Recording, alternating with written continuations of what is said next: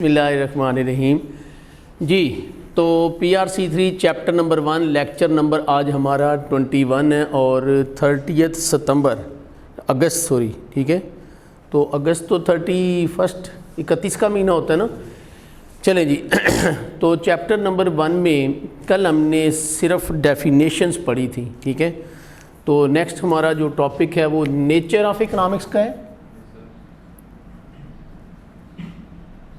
Nature of economics.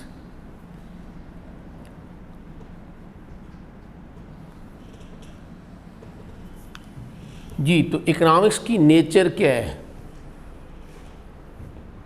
True nature क्या है इसकी। अगर इसको हम देखें तो क्या इकोनॉमिक्स एक साइंस है या एक आर्ट है।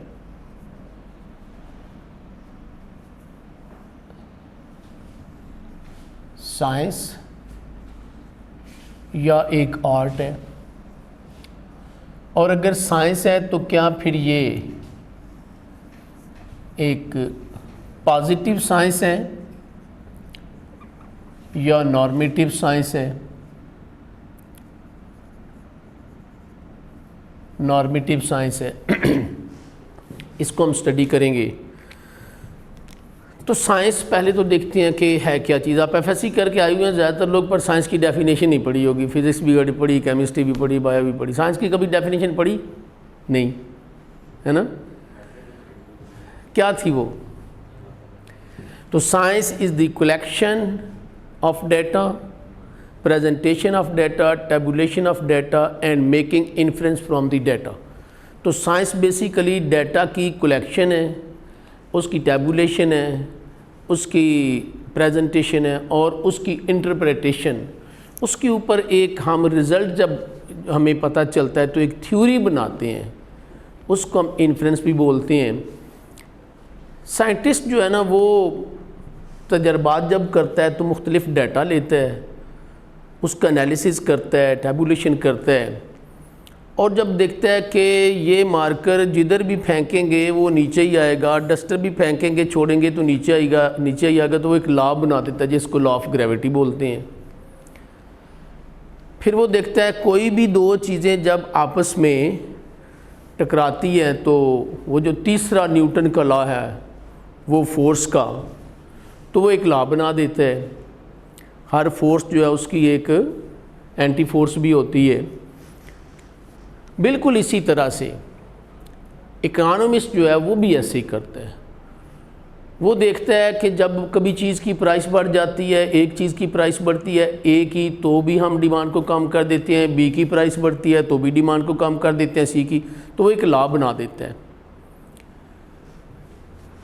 आर्ट क्या चीज़ है? तो साइंस तो इनफैक्ट ये है, साइंस जो है वो collection, analysis, presentation, tabulation of data और making inference from the data, तो एक थ्योरी बना देते हैं। आर्ट क्या चीज़ है?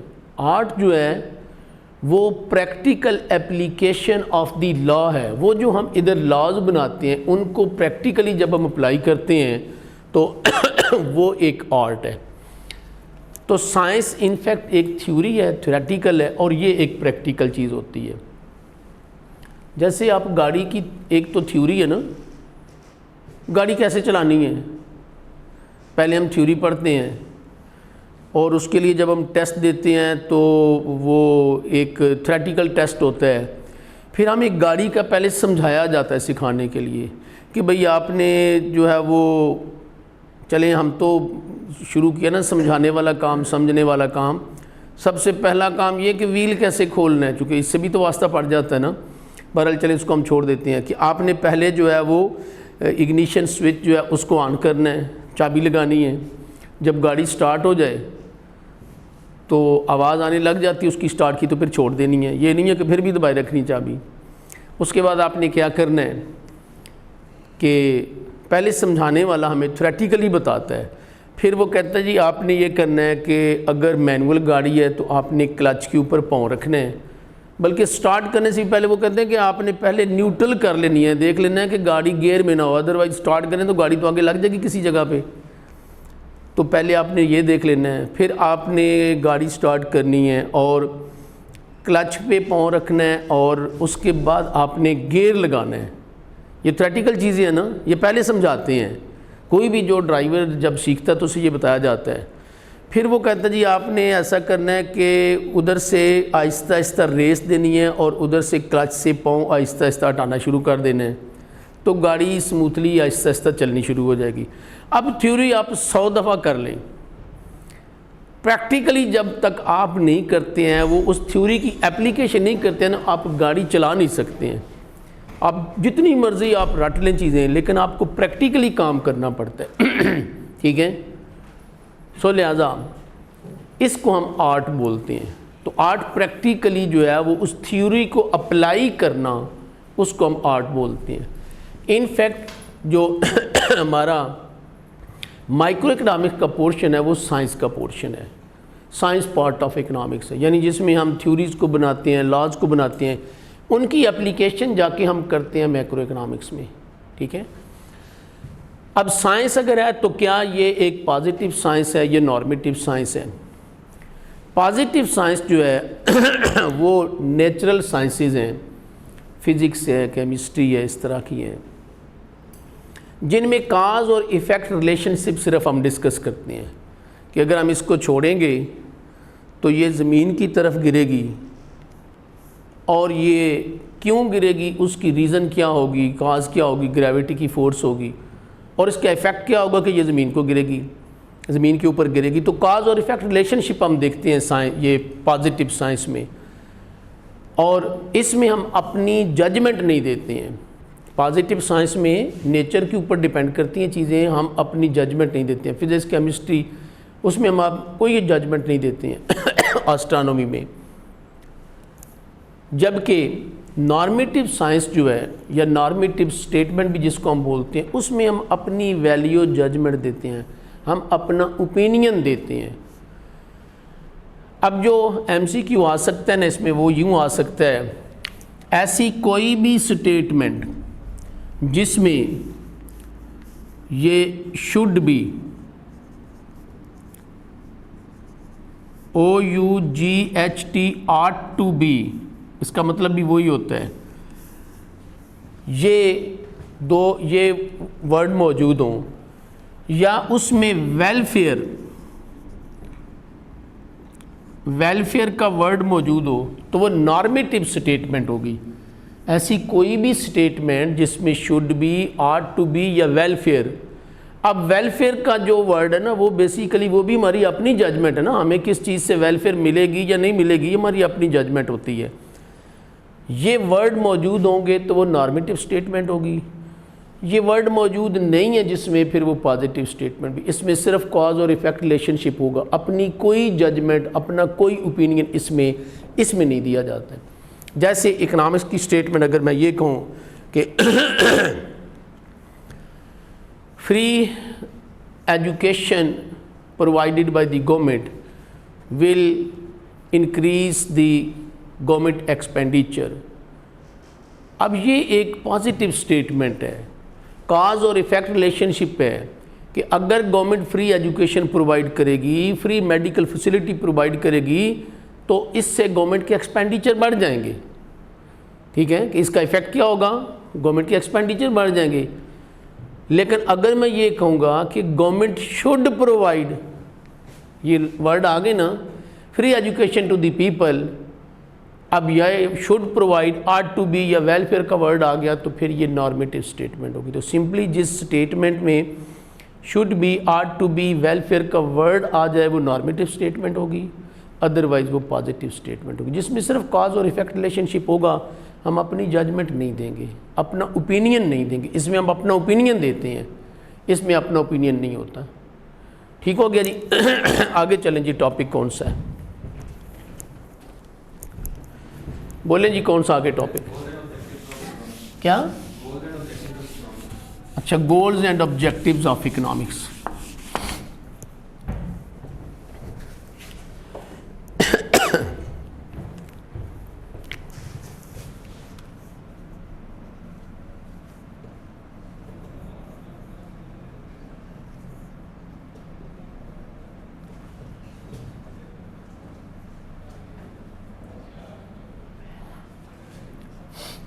ये टॉपिक अगर हम यहाँ पे ना भी पढ़ें तो कोई बात नहीं है। मैक्रो इकनॉमिक्स में इसके ऊपर 3-4 चैप्टर हैं पूरे। इकनॉमिक्स के गोल्स ऑब्जेक्टिव क्या हैं? नंबर 1 ऑब्जेक्टिव इकनॉमिक्स का ये होगा to achieve sustained economic growth. तो हमारा ऑब्जेक्टिव ये इकनॉमिक्स का होना चाहिए कि हम मैक्सिमम इकनॉमिक ग्रोथ क्या चीज़ है? इंक्रीज़ इन आउटपुट, गुड्स और सर्विसेज का बढ़ना ग्रोथ है कि हमारी आउटपुट बढ़ जाए। नंबर 2 ऑब्जेक्टिव या गोल ये होगा कि हम अनएम्प्लॉयमेंट को रिड्यूस कर सकें, ठीक है। Number 3 objective inflation, price level को कंट्रोल करना। Number 4 objective balance of payment जो है उसको ठीक करना कि हमारी एक्सपोर्ट्स ज़्यादा हो, इंपोर्ट कम हो, ये बैलेंस ऑफ पेमेंट फेवरेबल होगा। और नंबर 5 ऑब्जेक्टिव ये होगा कि हम अपने रिसोर्सेज को एफिशिएंटली यूटिलाइज करें ताकि हम ज़्यादा से ज़्यादा गुड्स और सर्विसेज प्रोड्यूस कर सकें। ठीक हो गया जी। आगे चलें, कौन सा टॉपिक है? ये बिल्कुल छोटा सा टॉपिक था, आगे चलें। स्केर्सिटी। स्केर्सिटी या स्कॉर्सिटी बोलते हैं इसको, दोनों एक्सेंट चलते हैं। अब स्केर्सिटी क्या चीज़ है? हमने देखा कि डेफिनेशन जो हमने तीसरी पढ़ी थी रॉबिन्स की, उसमें ये था कि हमारी जो रिसोर्सेज हैं वो स्केर्स हैं और उसके मुकाबले में हमारी वांट्स अनलिमिटेड हैं, ठीक है। तो स्केर्सिटी के लिटरल मीनिंग क्या है? लिमिटेड। तो जितने भी हमारे रिसोर्सेज हैं they are limited, they are scarce. So scarcity की डेफिनेशन हम किस तरह से कर सकते हैं कि anything whose demand exceeds its available supply, उसको हम स्केर्सिटी बोलते हैं, उसको हम स्केर्स रिसोर्स बोलते हैं। यानी insufficient resources to satisfy unlimited want, ये स्केर्सिटी है या स्केर्सिटी ऑफ रिसोर्सेज है। आगे रिसोर्सेज की, स्केर्स रिसोर्सेज की टाइप्स दी हुई हैं। स्केर्सिटी की जी, चलें करैक्टरिस्टिक्स कर लेते हैं। पहले करैक्टरिस्टिक्स हैं और उसके बाद मेरे ख्याल टाइप्स होंगी। स्केर्सिटी, ओहो करैक्टरिस्टिक्स। तो हमारे रिसोर्सेज जितने भी हैं, जैसे लैंड है, लेबर है, कैपिटल है, ये सब के सब स्केर्स हैं। Characteristics of scarce resources. तो कोई भी वो चीज़ जो कि अनलिमिटेड होगी वो स्केर्स नहीं होगी, वो रिसोर्स नहीं होगी। तो रिसोर्सेज हमेशा लिमिटेड होते हैं। इनकी अगर हम करैक्टरिस्टिक्स देखें वो कौन कौन से हैं? नंबर 1, वालेकुम सलाम। Number 1 limited, number 2 have a price, number 3 possess utility और नंबर 4 पोजेशन। 4 करैक्टरिस्टिक्स होते हैं रिसोर्स के। जैसे लैंड, लेबर, कैपिटल, ये रिसोर्स हैं, ये लिमिटेड है, अनलिमिटेड नहीं है। कोई भी चीज़ जो अनलिमिटेड होगी ना वो रिसोर्स नहीं होगी, ठीक है। तो रिसोर्सेज हमेशा लिमिटेड होते हैं। Number 2 they have a price. पहले भी मेरे ख्याल बात की होगी कि बिलियन टन वीट प्रोड्यूस होती है, इवन देन वो लिमिटेड है। बिलियन के हिसाब से एग्स प्रोड्यूस होते हैं मगर वो लिमिटेड है। पर गंदा अंडा लिमिटेड नहीं है, वो अनलिमिटेड है क्योंकि उसकी डिमांड नहीं है। ऐसे ही है ना, बेशक वो एक भी है ना, उसकी डिमांड नहीं है, उसको तो कोई लेगा नहीं, ठीक है। गो बहुत सारे लाहौरियों को खिला दिए जाते हैं पर पता नहीं ना होता उन बेचारों को, वो बेकरियों में चल जाते हैं, ठीक है। ठीक नहीं, लिमिटेड नहीं है, वो पता हो तो कोई भी नहीं लेता है, ठीक है। हैव ए प्राइस, कोई रिसोर्स ऐसा नहीं है कि जो फ्री में मिलता है, सबकी प्राइस होती है, ठीक है। दे पोजेस यूटिलिटी, लेकिन इनकी कोई ना कोई यूटिलिटी होती है, कोई बेनिफिट हमें देती हैं। लैंड, लेबर, कैपिटल, एंटरप्रेन्योरशिप, ये सब चीज़ें हमें कोई ना कोई बेनिफिट देती हैं, यूटिलिटी देती हैं, और इनकी कोई ना कोई ओनरशिप होती है, ओनरशिप या पोजेशन, इनकी कोई ना कोई ओनरशिप होती है। जैसे मेरे घर के रिसोर्सेज मेरी ओनरशिप में है, आपके आपकी ओनरशिप में है, ठीक है। अब हम आते हैं जी इनकी, तो ये रिसोर्सेज की होंगी टाइप्स सॉरी इसकी करैक्टरिस्टिक्स। अब हम आते हैं जी टाइप्स ऑफ रिसोर्सेज की तरफ। टाइप्स ऑफ रिसोर्सेज को अगर हम देखें तो वो types of resources,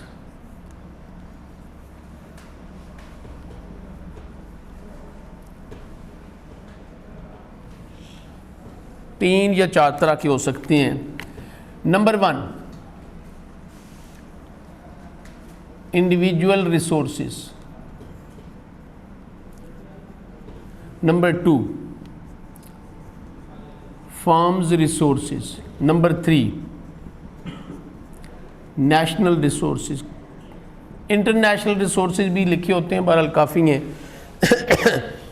individual resources means and includes our personal belonging, हमारी अपनी जो चीज़ें हैं पर्सनल, जैसे our houses, our furniture, car, fixture, clothing, ये हमारे पर्सनल रिसोर्सेज हैं।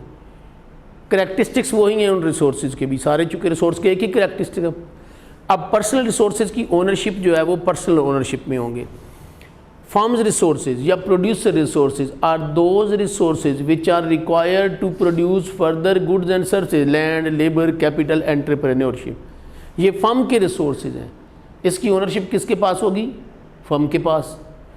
अब national resources means the resources owned by the society as a whole, जैसे पाकिस्तान में डैम्स हैं, नहरें हैं, ये रिवर्स हैं, कम्युनिकेशन है, रोड्स हैं, मिनरल, ये सब नेशनल रिसोर्सेज कहलाते हैं। ठीक हो गया जी। आगे चलें जी, आगे कौन सा टॉपिक है?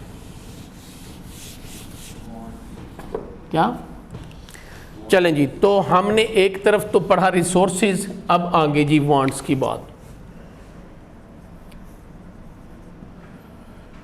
वांट्स क्या चीज़ें हैं, ये हमने चैप्टर 2 में भी की हुई है। तो wants means human desire for goods and services. Goods और सर्विसेज जो है उसके लिए जो हमारी डिज़ायर, जो अर्ज होती है, उसको हम वांट बोलते हैं। तो वांट के अगर हम करैक्टरिस्टिक्स पढ़ें, तो हमने पहले तो रिसोर्सेज के करैक्टरिस्टिक्स पढ़े, अब वांट के करैक्टरिस्टिक्स अगर हम पढ़ेंगे तो वांट के करैक्टरिस्टिक्स जो हैं वो ये हैं।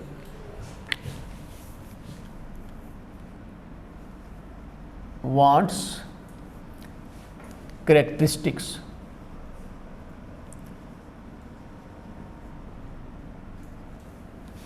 नंबर 1 अनलिमिटेड, या अनलिमिटेड होती है ना, और रिसोर्सेज में हमने क्या पढ़ा था, वो लिमिटेड होते हैं, ऐसे ही है ना, वो लिमिटेड पढ़ा था हमने, ये अनलिमिटेड होती हैं। इनकी प्राइस होती थी, दे हैव ए प्राइस, इनकी कोई प्राइस नहीं होती है, दे हैव नो प्राइस।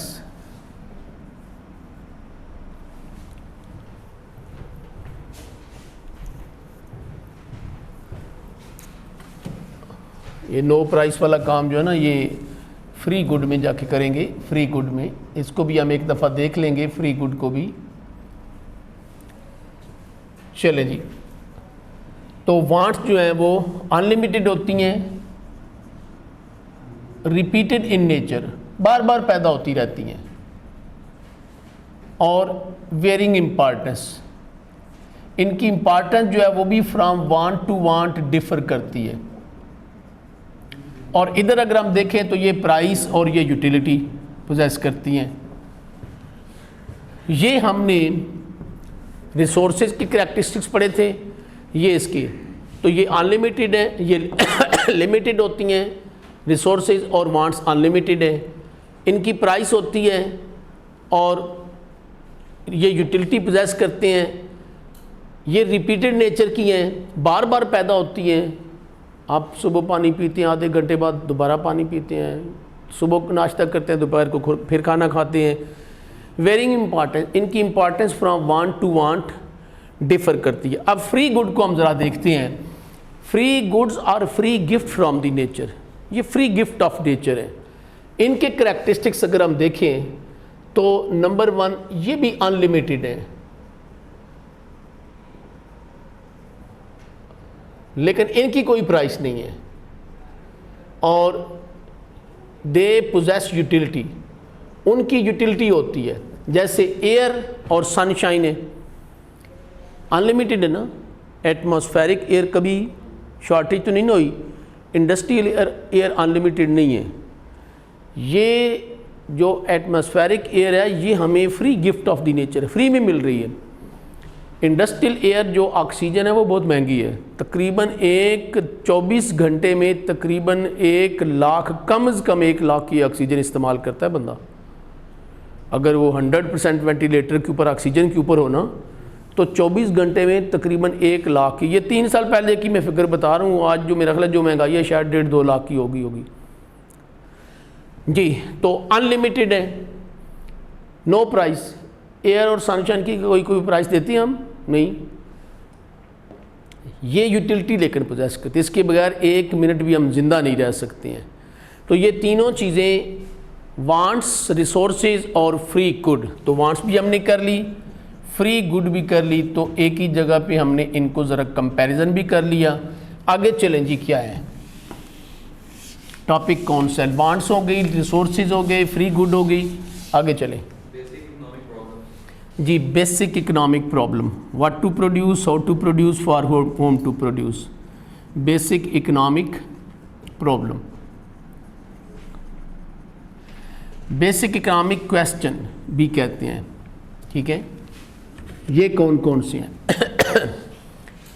हमने अभी भी पढ़ा, और जो डेफिनेशन थी रॉबिन्स की उसमें भी पढ़ा कि हमारे रिसोर्सेज स्केर्स हैं, वांट्स अनलिमिटेड। तो यही बेसिकली इकोनॉमिक प्रॉब्लम है, स्केर्सिटी ऑफ रिसोर्सेज जो है वो इकोनॉमिक प्रॉब्लम है।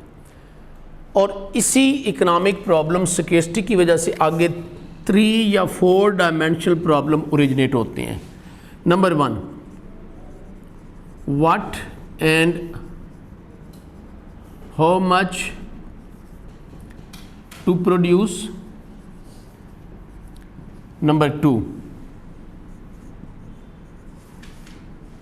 how to produce. Number 3, for whom to produce.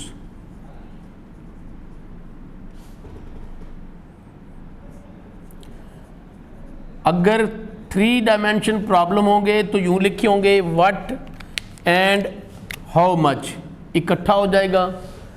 अगर ये हाउ मच टू प्रोड्यूस अलहदा हो, व्हाट टू प्रोड्यूस अलहदा हो, तो फिर 4 डायमेंशनल प्रॉब्लम कहलाती हैं। बहरहाल दोनों तरह की मिलती हैं हमें किसी भी इकानमी के यही इकोनॉमिक प्रॉब्लम है कि हम क्या चीज़ें प्रोड्यूस करें, कितनी क्वांटिटी में प्रोड्यूस करें, कैसे प्रोड्यूस करें, किन लोगों के लिए प्रोड्यूस करें। ज़रा इमेजिन करें तो ये सारे economic problem scarcity of resources की वजह से ही आते हैं। अगर हमारे रिसोर्सेज अनलिमिटेड हो, जैसे एयर और सनशाइन अनलिमिटेड है, तो फिर क्या प्रॉब्लम होगा कि हम क्या चीज़ प्रोड्यूस करें, क्या ना प्रोड्यूस करें? नहीं ना होगा, क्योंकि हमारे रिसोर्सेज तो अनलिमिटेड हैं। एयर और सनशाइन की तरह तक जो मर्जी चीज़ प्रोड्यूस कर लें हम कितनी क्वांटिटी में प्रोड्यूस करें ये भी प्रॉब्लम नहीं रहेगा। लेकिन प्रैक्टिकल लाइफ में हम देखते हैं कि हमारे रिसोर्सेज जो हैं वो स्केर्स हैं, लिमिटेड हैं। So it is not possible for the economy to produce all the goods and services we desire. फिर हम हर चीज़ नहीं बना सकते हैं, कुछ बनाते हैं तो कुछ छोड़ देते हैं, रिसोर्सेज ही नहीं है भाई। कितनी क्वांटिटी में, अनलिमिटेड क्वांटिटी में फिर हम प्रोड्यूस ही नहीं कर सकते हैं चीज़ें, क्योंकि रिसोर्सेज स्केर्स हैं।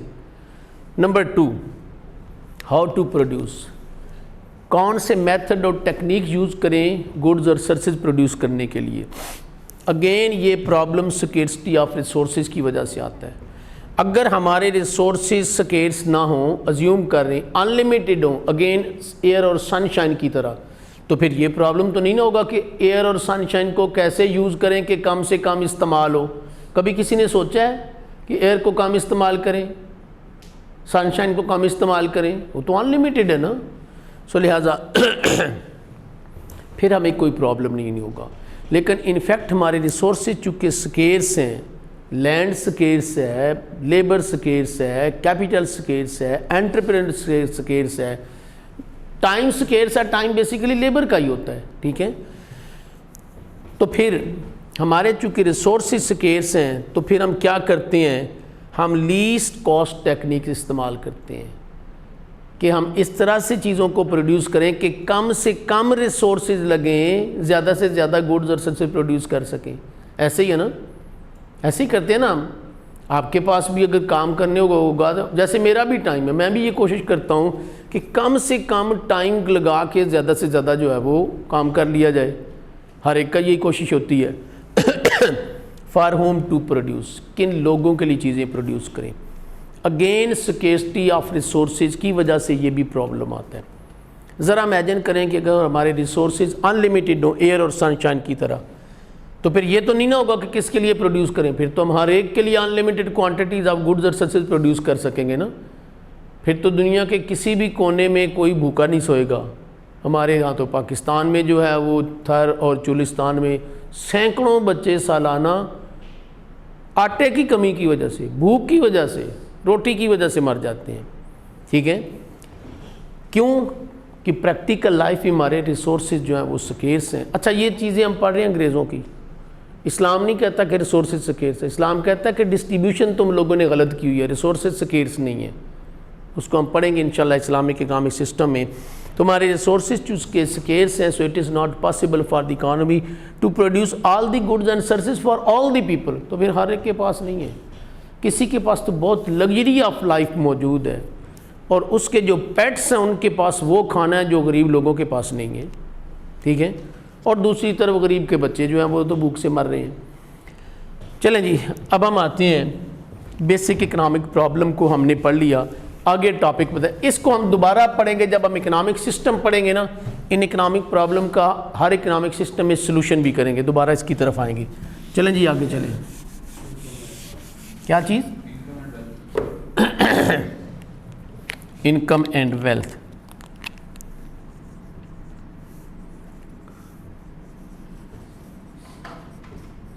इनकम क्या चीज़ है?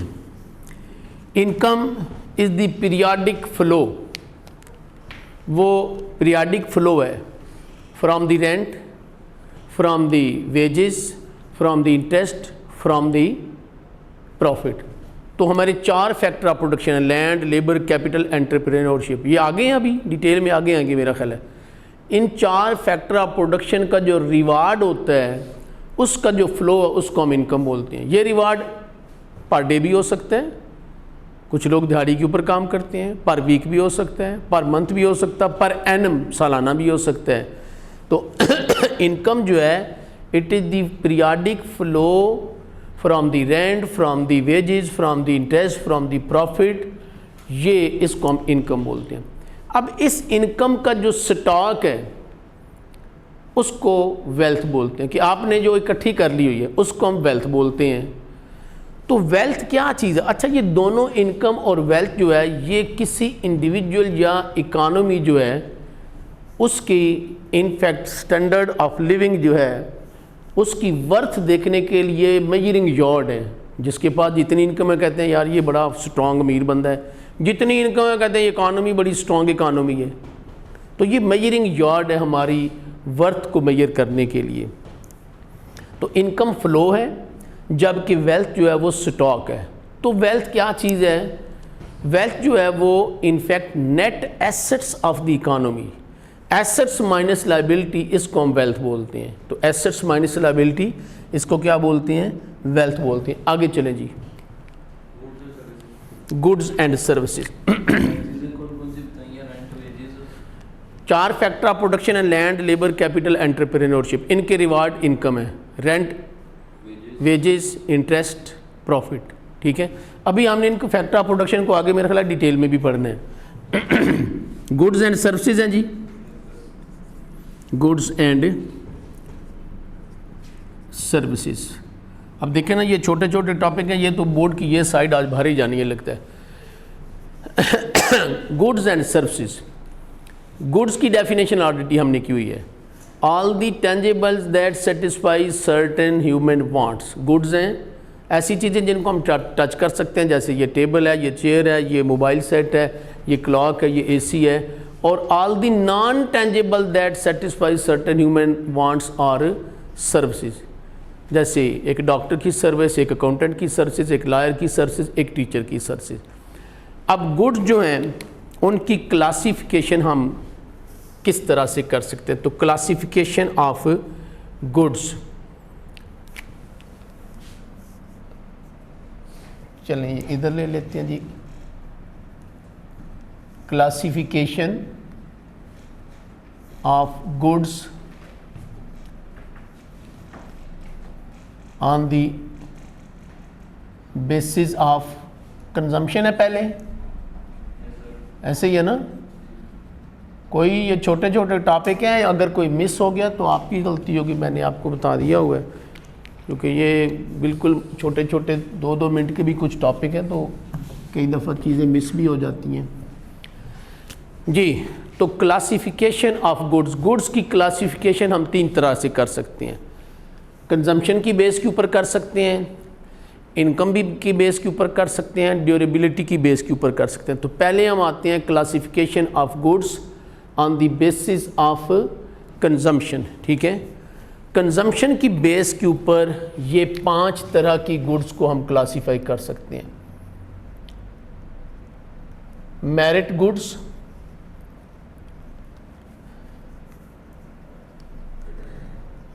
Demerit goods, private goods, public goods, club goods. 5 classification है। मेरिट गुड्स हम उन गुड्स को बोलते हैं which are desirable for the society and they produce positive externality.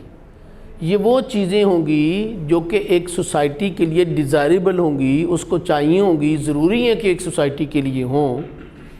And they produce positive externality. Externality का टर्मिनोलॉजी कभी पहले वास्ता पढ़ा कि नहीं पढ़ा? चलें जी। And they produce positive externality. पहले तो फिर हम एक्सटर्नैलिटी की बात कर लेते हैं कि एक्सटर्नैलिटी है क्या चीज़, और फिर पॉजिटिव और नेगेटिव एक्सटर्नैलिटी की बात करेंगे। पॉजिटिव एक्सटर्नैलिटी और नेगेटिव एक्सटर्नैलिटी।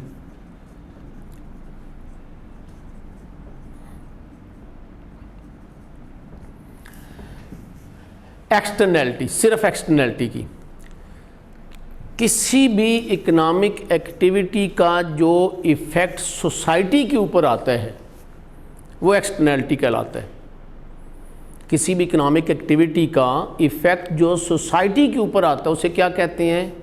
एक्सटर्नैलिटी। एक प्रोड्यूसर ने ईंटों का भट्टा लगाया, उसने तो अपने लिए लगाया ना, क्यों लगाया?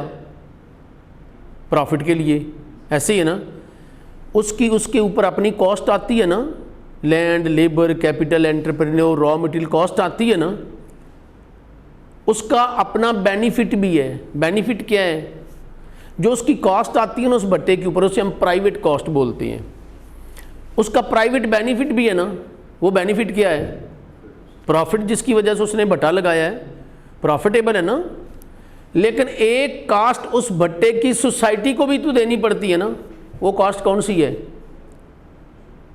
वो जो धुआं निकलता है उस भट्टे से, तो वो तो पूरी सोसाइटी शेयर करती है ना, जिसका उसके प्रॉफिट से कोई गरज ही नहीं है।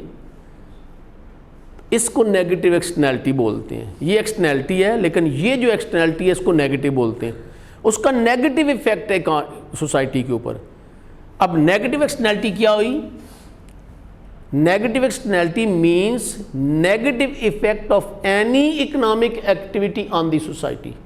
आप फैक्ट्री लगाते हैं तो आपका उसमें प्राइवेट बेनिफिट है, आपकी प्राइवेट कॉस्ट भी है, पर एक एक्सटर्नल कॉस्ट है जो सोसाइटी को देनी पड़ती है कि उससे धुआं निकलता है, उससे वाटर पोल्यूशन होती है, जहाँ पे इंटॉक्सिकेंट रिलीज होते हैं, उससे जो है वो एयर पोल्यूशन है, सॉइल पोल्यूशन है, नॉइज़ पोल्यूशन होती है उससे। ये सोसाइटी को कॉस्ट देनी पड़ती है। इसको हम बोलते हैं नेगेटिव एक्सटर्नैलिटी। एक्सटर्नैलिटी पॉजिटिव भी हो सकती है। एक जो डिजीज़ है कंटेजियस डिजीज़, जो कि एक दूसरे को टच करने से फैलती है, ठीक है। इसी तरह से कोविड भी टच करने से तो नहीं, लेकिन ये भी छींकने से फैलता था ना, ऐसे ही है ना। तो बस तकरीबन कंटेजियस ही हो गया ना, ये भी टच करने की, बल्कि टच करने से भी फैल सकता था ना, टच से भी फैल जाता था। तो मैंने कोविड की वैक्सीनेशन लगवाई। मेरा इसमें अपना बेनिफिट है ना कि मैं कोविड से ज़रा सेव हो गया हूँ। इसका बेनिफिट दूसरों को भी है ना कि जब मैं नहीं कैरी करूँगा वायरस तो आगे ट्रांसमिट भी नहीं करूँगा, तो सोसाइटी को भी पॉजिटिव बेनिफिट है ना, ऐसे ही है ना। तो ये पॉजिटिव एक्सटर्नैलिटी हुई। ये पॉजिटिव एक्सटर्नैलिटी इसी तरह से एजुकेशन, हेल्थ वगैरह में हो सकती है। बात समझ आ गई एक्सटर्नैलिटी क्या चीज़ है। एक स्मोकर जो स्मोकिंग करता है जहाज़,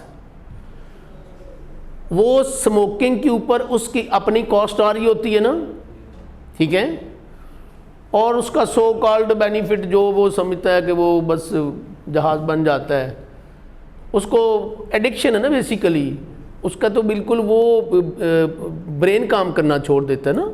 ये जितनी भी एडिक्शन चीज़ें होती है ना, इंसान का वो ब्रेन काम करना छोड़ देता है, वो उसे बाइपोलर बोलते हैं। वो दिमागी तौर पे ठीक नहीं रहता, अपने डिसीजन नहीं कर सकता सही तौर पे, कमज़ोर हो जाता है, वीक हो जाता है बहुत ज़्यादा, डिसीजन मेकिंग ख़राब हो जाती है, बुज़दिल हो जाता है, और फिज़िकली मेंटली हर लिहाज से बेताशा वीक हो जाता है। वो उसका अपने ऊपर कंट्रोल ही नहीं रहता, फिर वो बेचारा छोड़ नहीं सकता ना। तो लिहाजा इस वजह से इनका बाकायदा ट्रीटमेंट होना चाहिए। लेकिन अनफॉर्चुनेटली पहली बात तो यह है कि ये काम ही नहीं होना चाहिए, इसके करीब नहीं जाना चाहिए। आज तक कभी कोई ज़िंदा बचता हुआ देखा नहीं है मैंने कि जिसने ये शुरू कर लिया हो, स्पेशली ड्रग्स वगैरह शुरू कर ली हो, आइस और हेरोइन वगैरह, और वो बेशक बड़े महंगे महंगे हम देखते हैं कि सेंटरों में भी गए हुए हैं, वो वापस ज़िंदा कम ही बचे हैं। मैंने तो आज तक देखा ही नहीं, जो सीधी सी बात है। अच्छा, अब स्मोकर जो है वो तो स्मोकिंग कर रहा है, लेकिन वो धुआं छोड़ता है जो, तो वो तो आसपास आप भी इनहेल कर रहे हैं, मैं भी इनहेल कर रहा हूँ ना। ये वजह, ये उसकी नेगेटिव एक्सटर्नैलिटी सोसाइटी के ऊपर। सो इस वजह से सारी दुनिया में पब्लिक प्लेसेस के ऊपर स्मोकिंग मना कर दी है। लेकिन हमारे लोग हैं कि बस शहजादे हैं, जहालत की इंतहा है यहाँ पे। ATM मशीनों में जाके, केबन में जाके स्मोकिंग कर रहे होते हैं, ऐसे जाहिल लोग हैं। AC लगा होता है ना उधर, AC भी लगा हुआ है तो बस ठीक है। तो यानी पब्लिक प्लेसेस के ऊपर मना है, लोग उधर वो काम कर रहे होते हैं। तो ये होगी नेगेटिव एक्सटर्नैलिटी। तो merit goods are those goods which are socially desirable and they produce positive externality. जैसे एजुकेशन है, जैसे हेल्थ है, ये मेरिट गुड्स हैं, सोशली डिज़ायरेबल भी हैं और ये पॉजिटिव एक्सटर्नैलिटीज़ भी प्रोड्यूस करती हैं। आप अगर CA कर जाएंगे तो एक तो आपको अपना आपको बेनिफिट है ना CA करने का, आपकी सोसाइटी को भी तो बेनिफिट होगा ना, आसपास जो लोग हैं उनके साथ भी अच्छा इंटरेक्शन होगा और अच्छा उसका भी इफ़ेक्ट होगा। डीमेरिट गुड्स इसके बिल्कुल अपोजिट हैं, are socially non desirable and they produce negative externality. जैसे पोल्यूशन है, ये डीमेरिट है, स्मोकिंग है, ये डीमेरिट गुड है और नेगेटिव एक्सटर्नैलिटी प्रोड्यूस कर रही होती है, ठीक है। Private goods are produced by the private sector under price mechanism. ये वो गुड्स हैं जो प्राइवेट सेक्टर प्रोड्यूस करता है अंडर प्राइस मैकेनिज्म, और ये इसकी प्राइसेस लेता है। प्राइवेट गुड्स जो हैं, जैसे ये सब चीज़ें प्राइवेट गुड्स हैं, जैसे चॉकलेट है, जैसे एप्पल है, प्राइवेट गुड्स हैं। अब प्राइवेट गुड जो है ये जितनी भी प्रोड्यूस की जाती हैं इनकी प्राइसेस लेते हैं प्रोड्यूसर, इनका प्रॉफिट होता है। प्राइवेट गुड्स के दो करैक्टरिस्टिक्स हैं। नंबर 1, इनमें एक्सक्लूडेबिलिटी है, they are excludable and they are rival, इनमें राइवलरी भी होती है। अब एक्सक्लूडेबिलिटी और राइवलरी दोनों आपके लिए नई टर्मिनोलॉजी है, जैसे यही नई टर्मिनोलॉजी थी एक्सक्लूडेबिलिटी और राइवलरी। एक्सक्लूडेबिलिटी से ये मुराद है कि they can not be consumed without paying for, आप इसको पे करेंगे, फ्री में नहीं लेते हैं। जैसे चॉकलेट है, चॉकलेट खाना है तो पैसे देने पड़ेंगे ना आपको, फ्री में तो नहीं ना मिलेगा, तो ये एक्सक्लूडेबल है। एप्पल आपने कंज्यूम करना है तो फ्री में नहीं मिलेगा, आपको पैसे देने पड़ेंगे। और दूसरा करैक्टरिस्टिक ये है कि दे आर राइवल, इनमें राइवलरी होती है। जो चॉकलेट, होल चॉकलेट इस स्टूडेंट ने खा लिया है, वो चॉकलेट कोई और भी खा सकता है, वही चॉकलेट, तो इसने तो खा ही लिया, ख़त्म हो गया ना, तो वो चॉकलेट कोई और नहीं खा सकता। जो चीज़ ये कंज्यूम कर चुका है वो कोई और नहीं कंज्यूम कर सकता, ठीक है। तो इनमें राइवलरी है। अभी तक आपको ये राइवलरी की बात तो समझ नहीं आई होगी कि अजीब सी बात है कि यार वो एक चॉकलेट जो मैंने खा ली है वो और कोई कैसे खा सकता है, अजीब बेतुकी बात है। लेकिन कुछ चीज़ें ऐसी हैं कि जो ऐसे हो सकता है उनमें, वो ये पब्लिक गुड्स हैं। Public goods are mostly produced by the public sector, government sector, ठीक है। और इनमें हम फ्री राइडर होते हैं, इनको हम पे नहीं करते हैं। इनके भी दो करैक्टरिस्टिक्स हैं, दे आर नॉन एक्सक्लूडेबल, इसके बिल्कुल opposite, non excludable and non rivalries. Non excludable से ये मुराद है कि इधर हम फ्री राइडर होते हैं, they can be consumed without paying for. जैसे स्ट्रीट लाइट है, गवर्नमेंट देती है ना, ऐसे ही है ना, उसकी कोई आप पे करते हैं? ऐसा तो नहीं है कि आप गली से गुजरे तो बाद में आखिर के ऊपर गवर्नमेंट का बंदा बैठा और आप भी पैसे निकाल इधर से गुजरे हो, तो ऐसे ही है ना, फ्री है। इनमें प्राइसिंग मुमकिन नहीं है। स्ट्रीट लाइट है, पब्लिक पार्क्स हैं, डिफेंस है, इनमें जो है ना वो प्राइसिंग मुमकिन नहीं है। Number 2, they are non rivalrous, उनको हम एट ए टाइम एक से ज़्यादा लोग कंज्यूम कर सकते हैं। अब उसी गली से, स्ट्रीट लाइट से ये भी गुजर सकता है एट ए टाइम, वो भी गुजर सकता है, ये भी गुजर सकता है। ऐसा तो नहीं है कि एक गुजरेगा तो दूसरे के गुजरने से इसकी यूटिलिटी कम हो जाएगी, लाइट कम हो जाएगी, ऐसा तो नहीं है ना। लेकिन एक चॉकलेट जिसने कंज्यूम कर लिया था वो यूटिलिटी इसकी है, वो नहीं अब और कोई कर सकता है, वो नहीं ले सकते हैं। लेकिन लाइट में तो हो सकता है ना, पब्लिक पार्क में भी एक से ज़्यादा लोग, और वो फ्री भी है। चलें जी, अब हम आते हैं G club goods. Club goods जो हैं ये वो गुड्स हैं कि जिनको हम एक से ज़्यादा लोग एट ए टाइम कंज्यूम कर सकते हैं, यानी ये नॉन राइवलरस हैं लेकिन एक्सक्लूडेबल हैं, हमें इनकी कोई ना कोई पे करना पड़ता है। जैसे गोल्फ क्लब है, स्विमिंग पूल है। अब स्विमिंग पूल में एक से ज़्यादा लोग एट ए टाइम स्विमिंग कर सकते हैं ना, ऐसे ही है ना। ऐसा तो नहीं है कि एक जो है वो कहे जी नहीं बस और कोई नहीं आएगा चूँकि वो मेरी यूटिलिटी कम हो जाएगी, उससे कुछ भी नहीं ना होता। एक से ज़्यादा लोग, और जितने भी स्विमिंग पूल हैं वो एट ए टाइम कई लोगों के लिए होते हैं। गोल्फ क्लब हैं वो भी कई लोगों के लिए होते हैं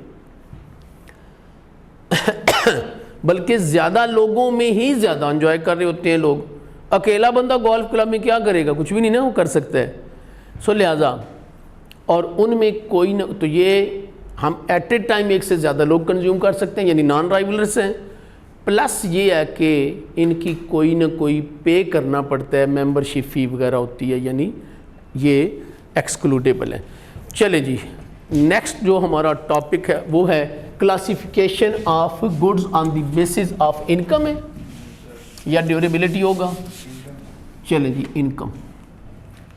तो classification of goods on the basis of income. Income की बेस के ऊपर जो गुड्स की क्लासिफिकेशन है वो 3 तरह की है। वो हम पहले भी पढ़ चुके हैं। नॉर्मल गुड चैप्टर 2 में हमने पढ़ा, डेफिनेशन याद है ना, क्या थी जे, whose demand decreases. Normal good में इनकम के डिक्रीज होने से डिमांड कम हो जाए, इनकम के बढ़ने से डिमांड बढ़ जाए, नॉर्मल गुड है। जैसे ये इलेक्ट्रॉनिक्स हैं, ऑटोमोबाइल्स हैं, फ्रूट्स हैं। इन्फीरियर गुड इसके अपोजिट, इनकम के बढ़ने से डिमांड कम हो जाए, इनकम के कम होने से डिमांड बढ़ जाए। फिर ये एक सुपीरियर गुड, ये सुपीरियर गुड का ऐसे बस छेड़खानी की हुई है, अदरवाइज नॉर्मल गुड में ही आती हैं।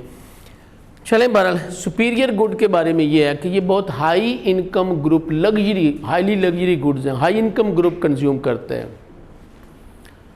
और इसकी जो प्रेस्टिजियस गुड्स होती हैं, जैसे डायमंड है, जैसे लग्जरी कार्स है, रेसिंग कार्स है, मोबाइल, आईफोन के मोबाइल हैं, ठीक है।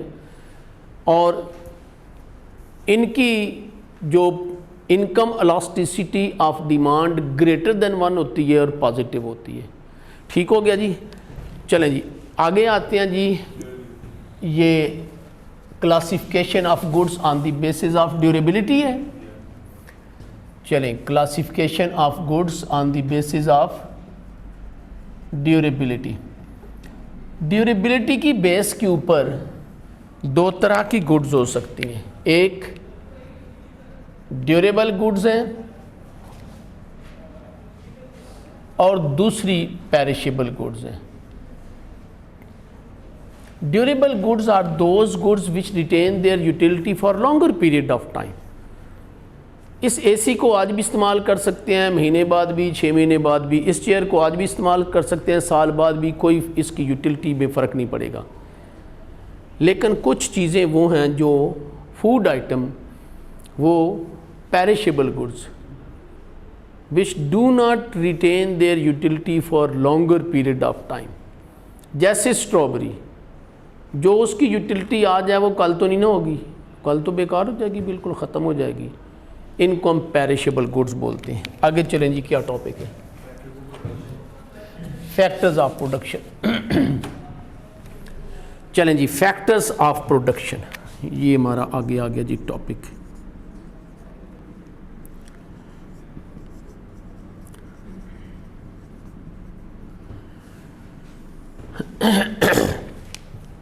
So factors of production are those factors या those resources which are required to produce goods and services।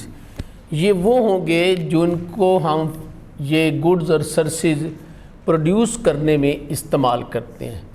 ये फैक्टर्स ऑफ प्रोडक्शन कौन कौन से हैं? Factors of production, number 1 land है, नंबर 2 लेबर है, नंबर 3 कैपिटल है और नंबर 4 एंटरप्रेन्योर है।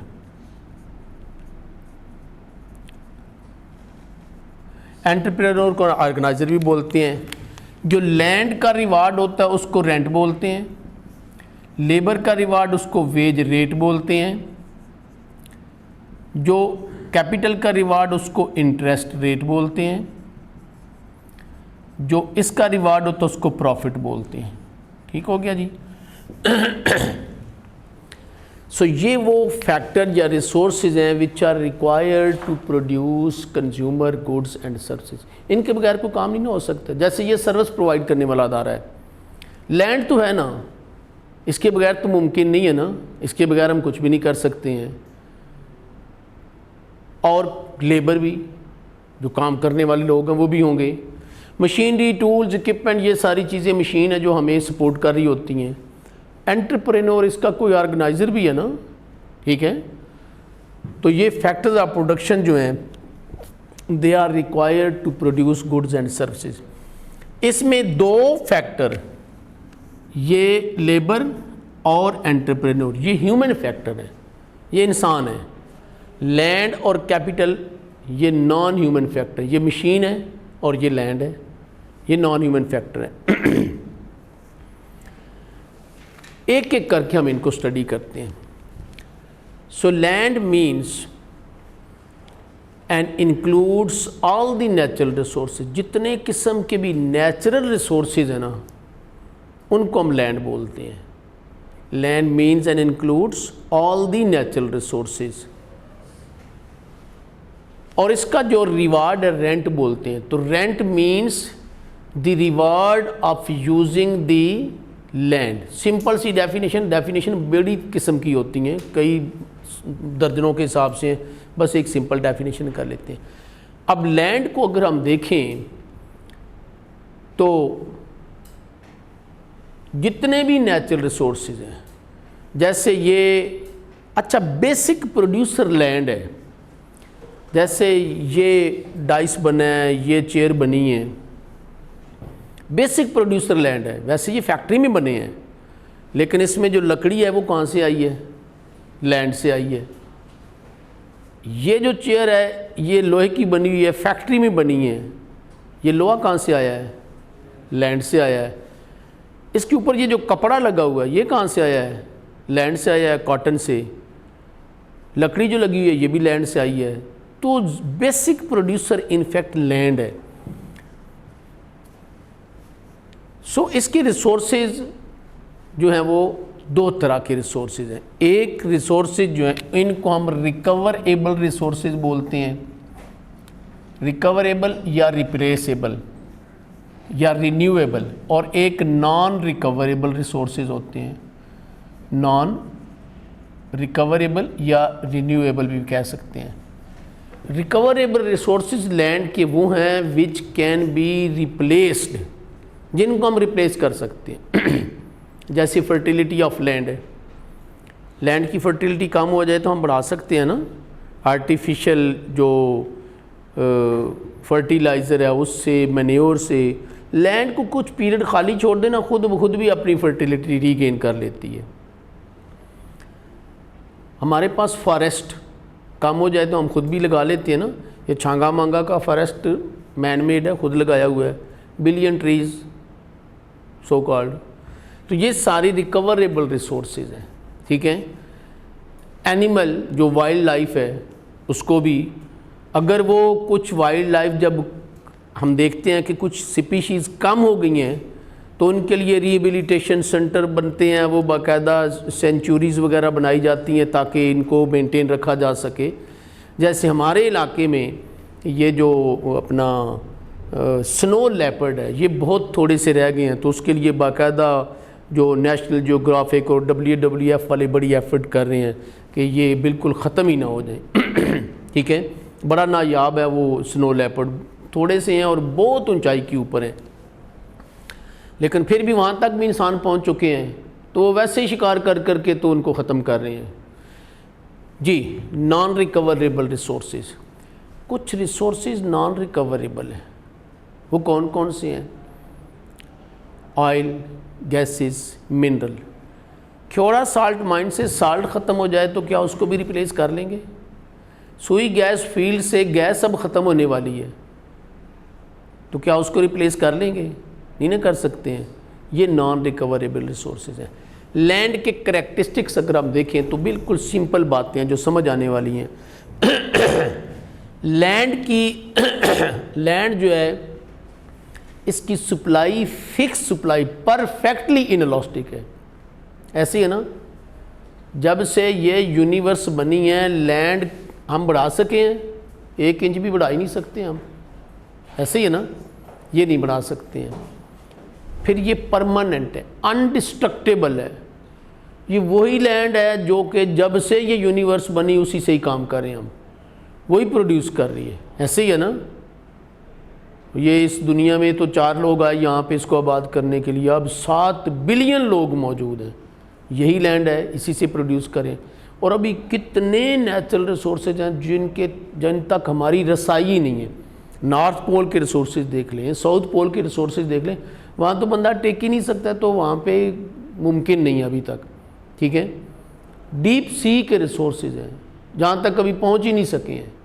ये बहुत सारा ऑयल जो अमेरिका एक्सट्रैक्ट करता है ये ओपन सी से कर रहा होता है। हमारे अभी रिसोर्सेज ये थर कोल रिज़र्व 2-4 साल पहले एक्सप्लोर किया हमने। अब भी बलूचिस्तान में कितने रिसोर्सेज हैं जिनका हमें पता ही नहीं है, ठीक है। तो इसके ये परमानेंट है। फिर ये परफेक्टली इमोबाइल है।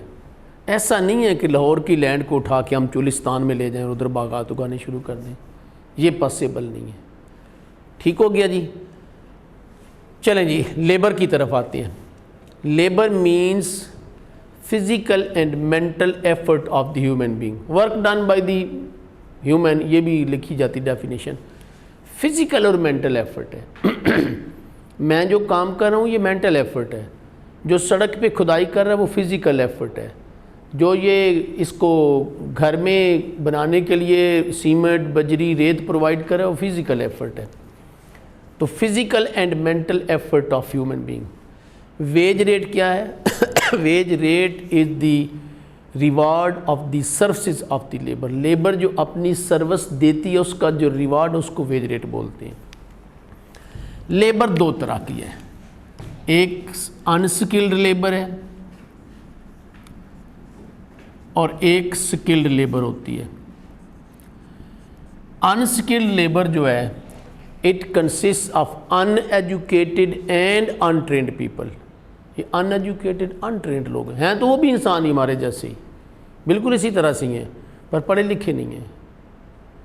कल परसों बल्कि मैं एक शेर अल्लामा इकबाल का ही मैं फेसबुक के ऊपर या किसी जगह पे सोशल मीडिया के ऊपर पढ़ रहा था, तो उसका मफहूम ये है कि जिस कौम की इब्तदा इकरा से हुई है वो दुनिया में सबसे अनपढ़ और जाहिल कौम रह गई है, ठीक है ना। इब्तदा ही जिस कौम की इकरा से हुई, पहली वही चूँकि इकरा बिस्मि रब्बिकल ज़ी खलक वही थी ना। तो बस आज हमारी जो है ना, तो कितनी इम्पॉर्टेंस दी गई तालीम को। और आपको ये याद हिस्ट्री में पढ़ा होगा कि जो गुज़वा बदर जो था उसमें जो कैप्टिव्स थे जिनको लोगों को अरेस्ट किया गया, उनको दो चीज़ें थी, या तो वो पैसे दें, पैसे दे के अपनी जान छुड़ा लें, नहीं तो फिर वो मुसलमान बच्चों को तालीम दें, पढ़ाएं, ठीक है। वो तो ख़ुद काफर थे ना, उन्होंने कुरान की तालीम तो नहीं देनी थी ना, यानी वो पढ़ना लिखना सिखा दें। तो जिस बच्चे को वो कितने बच्चे उन्होंने अलाट किए थे कि अगर इनको पढ़ना लिखना, जो पढ़े लिखे वो पढ़ना लिखना सिखा दें, तो वो उनका जो है वो रैंसम होगा और फिर वो आज़ाद कर दिए जाएंगे। इतनी इम्पॉर्टेंस दी गई। आज ये कौम जो है वो बिल्कुल जाहिल कौम है और दुनिया में सबसे जाहिल तरीन कौम यही है। तो अनस्किल लोग, unskill labour consist of uneducated and untrained people, और skill labour consist of educated and और ट्रेंड पीपल। ये एजुकेटेड हो सकते हैं, एजुकेशन ट्रेनिंग दोनों भी हो सकती है, सिर्फ ट्रेनिंग भी हो सकती है। जैसे सीए के जो लोग हैं, chartered accountant, educated plus trend, skill भी है ना, 3.5 साल की आर्टिकल भी है, ठीक है। लेकिन हम जैसे मैं मास्टर करके आया तो मेरे पास एजुकेशन थी, ट्रेनिंग नहीं थी।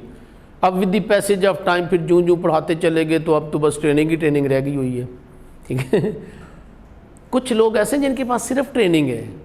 एक टेक्सटाइल फैक्ट्री का जो हाईली सोफिस्टिकेटेड मशीन के ऊपर बंदा काम कर रहा है वो अनपढ़ है, उसके पास तालीम नहीं है, पर वो स्किल मौजूद है उसके पास, ठीक है।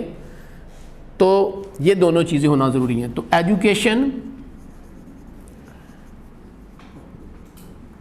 या और प्लस ट्रेनिंग, ये जब ये आ जाती है तो हम अनस्किल लेबर को स्किल लेबर में ट्रांसफॉर्म कर लेते हैं। इसको हम बोलते हैं ह्यूमन कैपिटल डेवलपमेंट। इसे क्या बोलते हैं? Human capital development. The process of transforming unskilled labour into skilled labour by imparting education and training to the people. हम लोगों को जब आप एजुकेशन दे दें, ट्रेनिंग दे दें, तो आप अनस्किल्ड लेबर को स्किल्ड लेबर में ट्रांसफॉर्म कर लेते हैं। हमारा स्किल्ड लेबर को ह्यूमन कैपिटल भी बोलते हैं। हमारा और अमेरिका यूरोप का फ़र्क ही ये है कि उसके पास हाईली स्किल्ड लोग मौजूद हैं। पढ़े लिखे हैं, 100% लिटरेसी रेट, और मिनिमम उनका जो है ना वो ओ लेवल ए लेवल है। कई लोग मुल्कों का ग्रेजुएशन है, जैसे स्कैंडिनेवियन कंट्रीज़ हैं उनका ग्रेजुएशन है, तो मिनिमम ए लेवल है। हमारे यहाँ तो एजुकेशन ही नहीं है, 62-63%, और वो भी पता उसकी डेफिनेशन क्या है, क्या वो ए लेवल है? नहीं, उसकी डेफिनेशन ये है पाकिस्तान में कि any person who can read और write in any simple language with understanding. School जाना ज़रूरी नहीं है उसका, बस वो सादा ख़त लिख लेता है, पढ़ लेता है, अपनी रेडी के ऊपर हिसाब किताब लगा लेता है कि कितने का फ्रूट आया, बेचा कितने का, तो बस वो पढ़ा लिखा है। तो फिर यही होगा ना। तो ये वो फ़र्क है आपका और FCA का भी, एजुकेशन और स्किल का ही फ़र्क है ना। जो FCA है ना वो फिज़िकली आपसे वीक है। मसलन मेरे जो हम उम्र लोग हैं, FCA हैं, दोस्त हैं मेरे, वो फिज़िकली वीक हैं आपसे।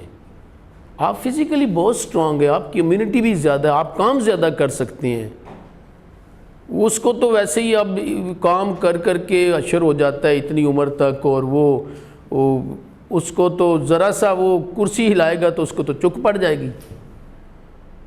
आपको कुछ नहीं होता है, ठीक है, लेकिन वो लाखों रुपया सैलरी लेता आपको कोई 10,000 भी नहीं देता। तो क्या फ़र्क हुआ फिर? एजुकेशन और ट्रेनिंग का फ़र्क है ना। उसके पास स्किल मौजूद है, एजुकेशन मौजूद है, आपके पास वो चीज़ें नहीं हैं, ठीक है। चलें जी, कैपिटल। सो कैपिटल क्या चीज़ है? Capital means physical stock of assets required to produce goods and services. Machinery, tools, equipment, वो फैक्ट्री लगाना, वो फिजिकल स्टॉक ऑफ एसेट जिससे आप गुड्स और सर्विसेज प्रोड्यूस करते हैं, उसको हम कैपिटल बोलते हैं। इसका reward interest rate. Interest rate is the reward of capital, the reward of loan, या interest rate is the reward of surrendering liquidity. JM Keynes की डेफिनेशन है कि जब आप कैश को, लिक्विडिटी को सरेंडर कर देते हैं एक स्पेसिफिक टाइम के लिए, अब आप अपना कैश यूज़ नहीं कर सकते हैं, तो उसके ऊपर जो रिवार्ड दिया जाता है उसको रेट ऑफ इंटरेस्ट बोलते हैं। इसके बाद एंटरप्रेन्योर। एंटरप्रेन्योर जो है, अच्छा लेबर की भी कुछ करैक्टरिस्टिक्स हैं। लेबर जो है वो पेरिशेबल है। लैंड पैसिव फैक्टर था, खुद नहीं कुछ चीज़ प्रोड्यूस कर सकता है। ये एक्टिव फैक्टर है, हम खुद काम करते हैं। लेबर की बार्गेनिंग पावर जो है वो कम होती है, वीक बार्गेनिंग पावर है, ठीक है। और लेबर जो है उसकी मोबिलिटी भी आसान नहीं है, वो भी मुश्किल काम है। चलें, तो कैपिटल हो गया। Entrepreneur. Entrepreneur is a factor which organizes other factors of production. इन तीनों को ऑर्गेनाइज करता है। Takes risk and makes investment for the purpose of profit. ये ओनर जिसको हम बोलते हैं, ऑर्गेनाइजर, उसको इन्वेस्टमेंट करता है, रिस्क लेता है, और उसका ऑब्जेक्टिव प्रॉफिट है। प्रॉफिट क्या चीज़ है? Profit is the reward of enterprise भी कह सकते हैं, रिवॉर्ड ऑफ टेकिंग रिस्क भी कह सकते हैं इसको, ठीक है। ये प्रॉफिट है। अब इन चारों फैक्टर ऑफ प्रोडक्शन की रिलेटिव इम्पॉर्टेंस, वैसे तो चारों इम्पॉर्टेंट है ना, इनके बगैर कोई काम मुमकिन नहीं है। रिलेटिव इम्पॉर्टेंस डिपेंड करता है नेचर ऑफ द बिज़नेस के ऊपर। अगर आपका बिज़नेस एग्रीकल्चर का है तो सबसे इम्पॉर्टेंट लैंड होगी ना, ऐसे ही है ना। चुलिस्तान की लैंड में आप अच्छी फसल नहीं दे सकते हैं, जो मर्जी कर लें, अमेरिका से लेबर मंगवा लें, सीड मंगवा लें, कुछ भी कर लें। और अगर आपका बिज़नेस सर्विस से रिलेटेड है, जैसे हेल्थ और एजुकेशन सर्विसेज हैं, कंसल्टेंसी सर्विसेज हैं, तो फिर लेबर इम्पॉर्टेंट, ज़्यादा इम्पॉर्टेंट है then the other factors of production. Relative importance की बात है। अगर आपका बिज़नेस जो है वो मैन्युफैक्चरिंग का है, तो फिर कैपिटल जो है that is relatively more important than the other factor of production. Entrepreneur की importance from time to time, business to business भी चेंज होती रहती है। चलें जी, नेक्स्ट बताएं जी, क्या है टॉपिक? आगे टॉपिक बताएं जी। ये तो हो गए ना, साथ साथ कर दिए। बेसिक इकोनॉमिक फंक्शन, हाँ, तो बेसिक इकोनॉमिक कॉन्सेप्ट, उसमें इकोनॉमिक एजेंट, इकोनॉमिक एजेंट, छोटे छोटे टॉपिक कोशिश करते हैं आज कर लेते हैं। इकोनॉमिक एजेंट या economic actor. Economic agents are decision making unit in an economy. किसी इकोनॉमी में जो डिसीजन मेकिंग यूनिट होता है उसको हम इकोनॉमिक एजेंट या इकोनॉमिक एक्टर बोलते हैं। ये डिसीजन मेकिंग यूनिट कौन कौन से हो सकते हैं? नंबर 1 हाउस होल्ड है,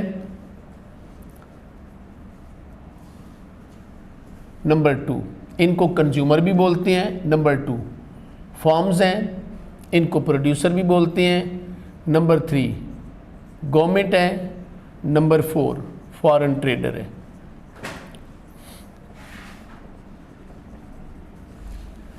हाउस होल्ड क्या है? हाउस होल्ड या consumer means the group of people that consumes goods and services and they produce factor services to the firm। अच्छा, हाउस होल्ड एक हाउस होता है, ईंटों का, बजरी का, सीमेंट का पक्का बना हुआ घर, या ये गांव का एक कच्चा घर भी हो सकता है, ये एक झुग्गी भी हो सकती है ना, हट, वो भी हो सकता है, उसको तो हम हाउस बोलते हैं।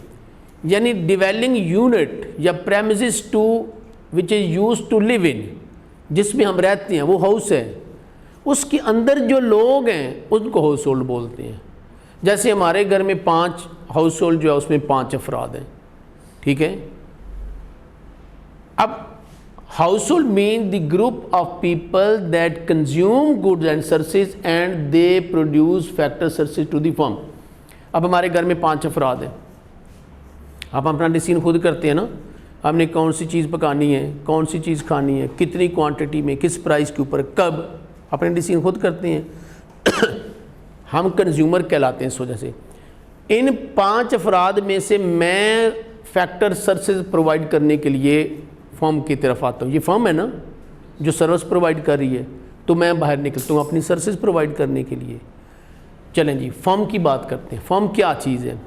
ये सारे अपने अपने डिसीजन खुद करते हैं। फर्म या प्रोड्यूसर, फर्म क्या है? The organisation that produce goods and services. ये कंज्यूम करते हैं और ये प्रोड्यूस करते हैं, ये गुड्स और सर्विसेज प्रोड्यूस करती है, ठीक है।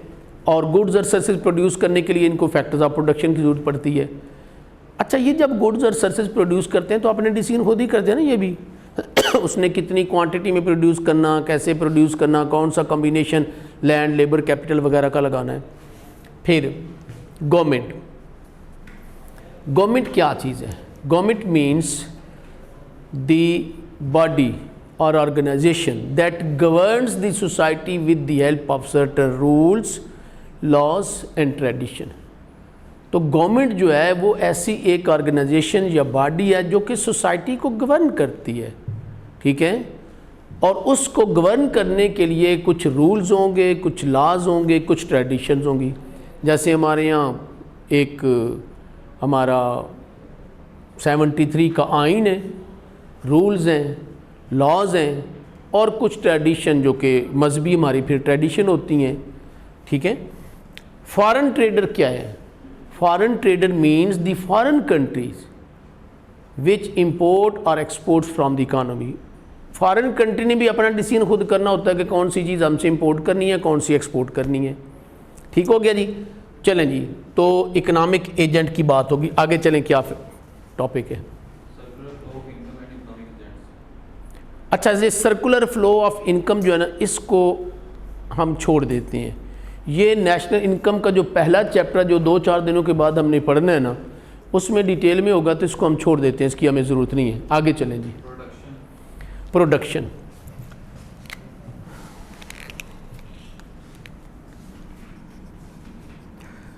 मैं ये चाह रहा हूँ कि आज ना ये जो छोटे छोटे कॉन्सेप्ट है आज हम कंप्लीट कर दें। इकोनॉमिक सिस्टम रह जाएंगे और पीपीएफ प्रोडक्शन पॉसिबिलिटी फ्रंटियर रह जाएगा, बाकी हम कंप्लीट कर जाएंगे। ठीक है, हो जाएंगे, कुछ नहीं है।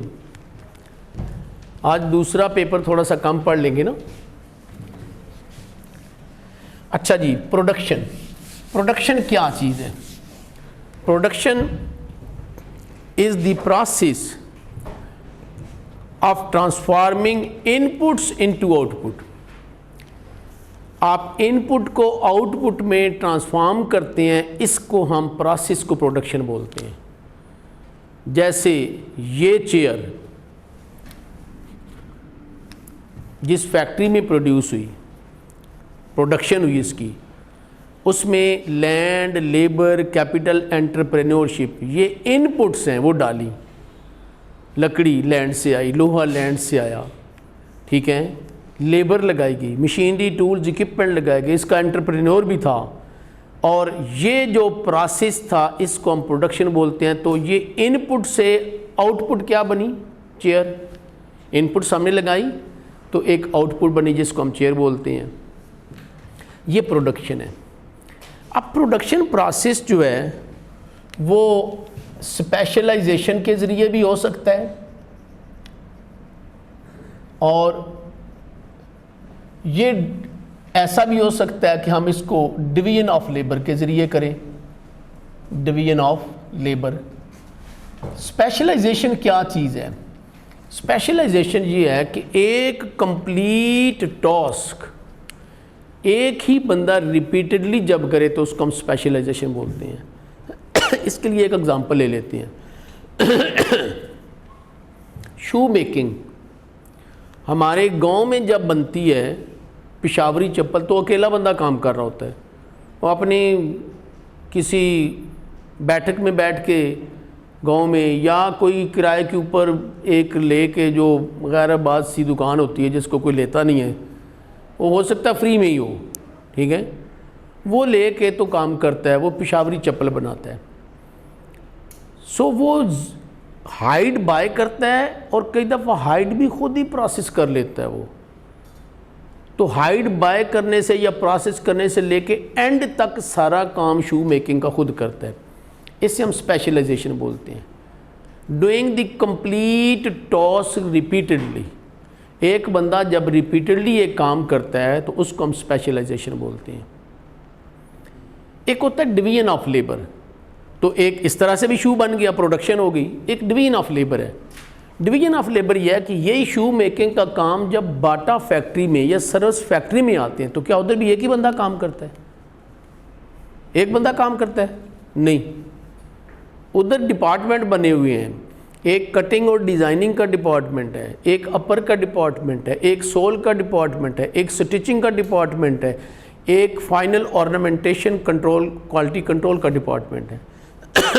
जो कटिंग डिज़ाइनिंग करते हैं वो स्टिचिंग नहीं जानते हैं, जो स्टिचिंग जानते हैं वो कटिंग डिज़ाइनिंग नहीं जानते हैं, जो अपर का काम करते हैं वो सोल नहीं करते हैं, जो सोल का काम करते हैं वो अपर का काम नहीं जानते हैं, और आगे क्वालिटी कंट्रोल ऑर्नामेंटेशन नहीं जानते हैं। अब उस काम को, जो शू मेकिंग का काम गांव में अकेला बंदा कर रहा है, उसको स्पेशलाइजेशन कहते हैं।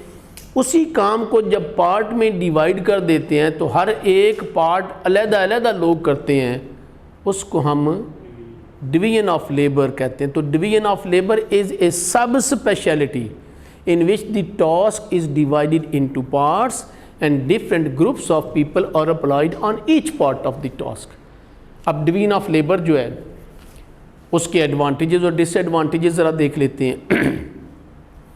डिवीजन ऑफ लेबर जो है जब हम करते हैं तो उससे मास प्रोडक्शन होती है। आप देखें, आप सिर्फ पार्ट ऑफ द टास्क के ऊपर काम करें, पूरे टास्क के ऊपर नहीं कर रहे।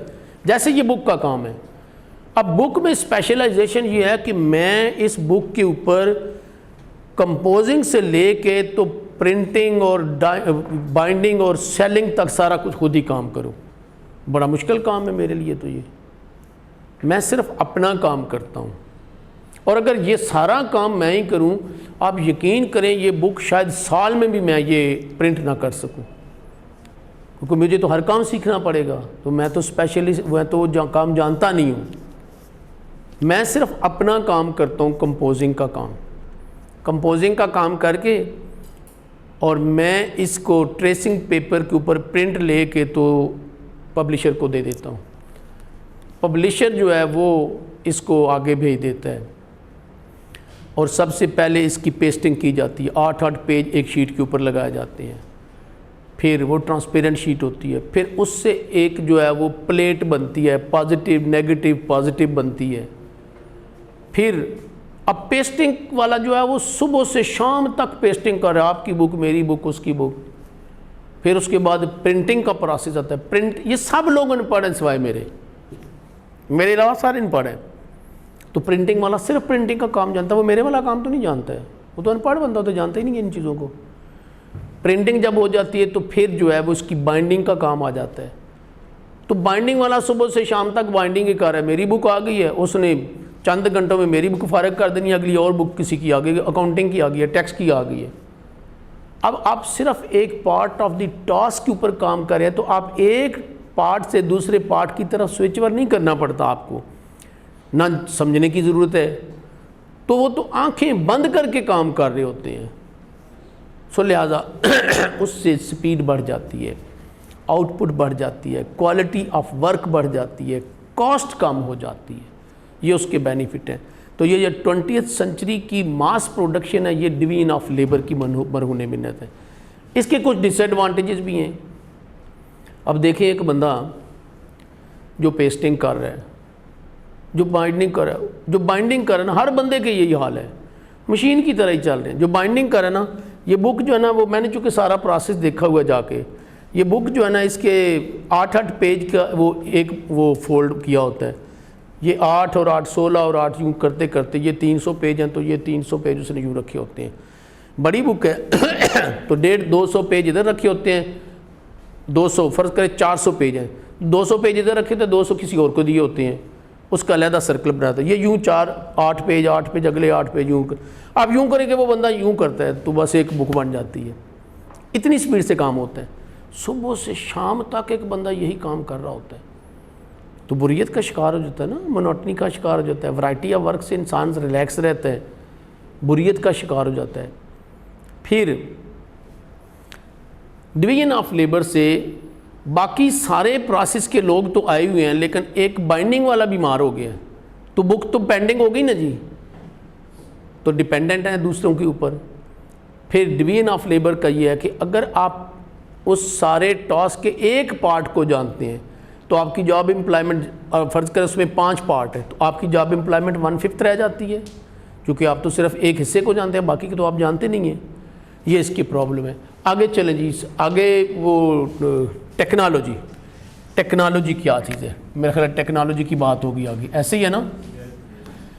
टेक्नोलॉजी इन गुड्स और सर्विसेज को प्रोड्यूस करने के लिए हमें कोई ना कोई मेथड्स और टेक्निक की ज़रूरत पड़ती है, उनको टेक्नोलॉजी बोलते हैं। टेक्नोलॉजी क्या चीज़ है? Methods and techniques to produce goods and services. अब ये टेक्नोलॉजी बहुत modern technology, highly sophisticated technology हो सकती है, जैसे यूरोप अमेरिका के पास है, और ये टेक्नोलॉजी बहुत फरसूदा और प्रिमिटिव भी हो सकती है, बैकवर्ड भी हो सकती है, जैसे अफ्रीका के मुल्कों के पास है, कुछ एशिया के मुल्कों के पास भी है जी। आगे चलें जी, कितना क्या कंजम्पशन क्या चीज़ है जी? Consumption means the part of income spent on consumer goods and services. Income का वो हिस्सा जो हम कंज्यूमर गुड्स और सर्विसेज के ऊपर खर्च करते हैं, उसको हम कंजम्पशन बोलते हैं। हमारी कंजम्पशन जो है, डेफिनेशन क्या की है? Part of income spent on consumer goods and services. तो इनकम का वो हिस्सा जो गुड्स और सर्विसेज के ऊपर खर्च करते हैं। इसका मतलब है हमारी कंजम्पशन के कंपोनेंट कौन कौन से होंगे?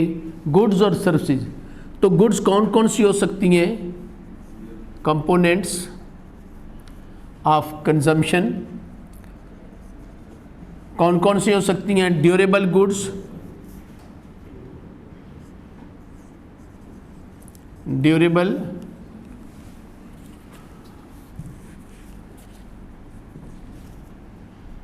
Goods, number 2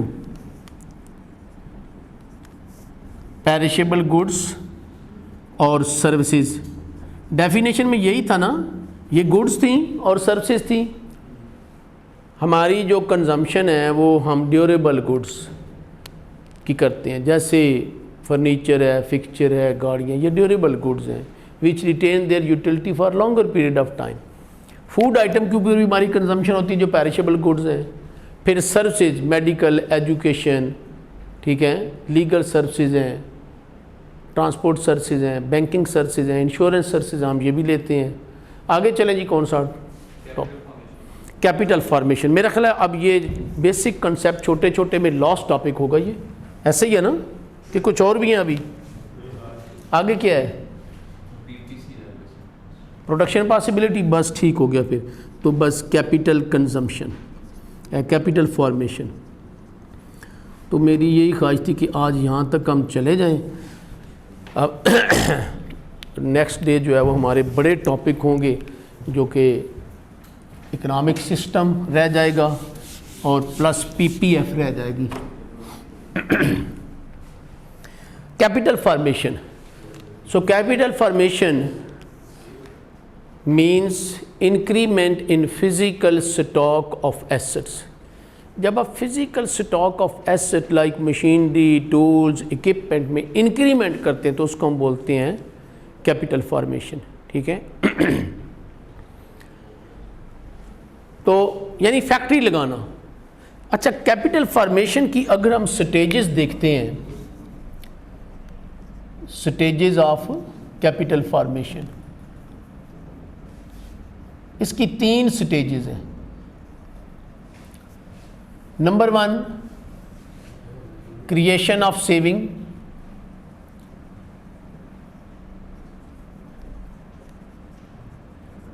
number 2 mobilisation of saving और नंबर 3 इन्वेस्टमेंट या कैपिटल फॉर्मेशन। ये 3 इसकी स्टेजेस हैं। तो कैपिटल फॉर्मेशन क्या चीज़ है? Increment in physical stock of assets like machinery, tools, equipment, factory लगाना यानी, ठीक है। पहली स्टेज सेविंग है। देखें, आपकी 1 लाख इनकम है हर महीने, तो हर महीने आप 1 लाख ही खर्च कर देते हैं। 10 लाख इनकम है तो 10 लाख ही हर महीने खर्च कर देते हैं।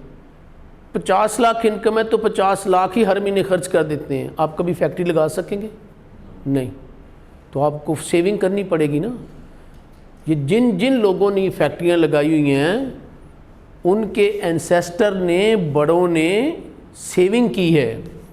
फैक्ट्री क्या, आप तो अपना घर भी नहीं बना सकेंगे अगर आप ऐसे करेंगे। तो आपको रीज़नेबल सेविंग करनी पड़ती है, ठीक है। तो आप सेविंग करेंगे।